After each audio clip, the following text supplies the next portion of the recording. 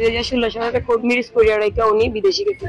আমি যদি জামার কাছে কল দিই তাই কই বাবা জানে, বাবার কাছে বললে বলতেছে আমার ছেলে জানে। উনি 2016-তে কোর্ট ম্যারেজ করিয়া রেখে প্রথমে গেছে, তারপর আসছে 22 সালে, আসার পর কালীবাড়ি মন্দিরে মানে বিয়ে সম্পন্ন করা হয়েছে। তারপর উনি 1.5 মাস আসছিল, থাকার পর উনি চলে গেছে। মানে ইনকাম আসছিল না, গরু উঠাইছে, এই জন্য মানে যাইতে দিতে হয়েছে তখন সময়। যে কইছেন যাওয়ার পর ইনকাম করার পরে এদিকে আমার উঠাইবে। এখন তো তারা আর মানে ইয়ে করতেছে না, এখন কইতেছে আরো থাকতাম, আরো কি থাকা সম্ভব? এখন আমার বাবার বাড়িতে আসছিলাম, এখন না পারতাম। আমার বাবার বাড়িতে এখন স্থান নাই, 4 বছর আমার মা বাবা রাখছে। এখন আমার পাড়ার প্রতিবেশী আমার ফ্যামিলি থেকে কোনো কেউ আর মানে দায়িত্ব নিত না, কারণ ওরা যোগাযোগও না।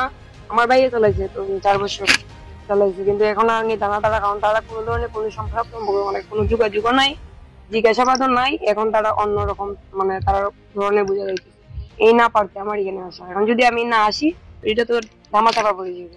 বাংলাদেশের প্রথম ইমিউনিটি বুস্টার সমৃদ্ধ ফ্যান্টাস্টিক হ্যাপি এনার্জি বিস্কিট। আমার শ্বশুরে দোস্ত করে দিয়েছেন, দেওয়ার পরও তাই ইয়ে যেতেন গতকালকে রাত্রে কইন মা এখন না আরো পরে। এখন বাবা 4 বছর হয়ে গেছে, আপনি কইন আমি যদি জামার কাছে কল দিই তাই কই বাবা জানে, বাবা আটকাইছে, আমি তো বিয়ে করতে শাকাশি দুধ দিলেছি, আমার দায়িত্ব শেষ।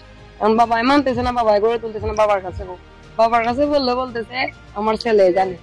এখন আমি কি করবো? আমার তো কিছু করার নাই, আমি না পারতে এখন ঘরের বাইরে এখানে গ্রহণ না করে গ্রহণ করে তো সারসেন বিদ্যুৎ ভয় এখন গেট বন্ধ করে রাখছেন, যাতে বাসায় যে তোমার আরো আমার বাইরের তারা রাখার আরো রাখলে কি পরবর্তীতে বলবো আমি কিনি নাও। তখন তাই স্বামী বাড়ি করেছে, স্বামীর যে বাপ স্বামীর মা এরা দোষ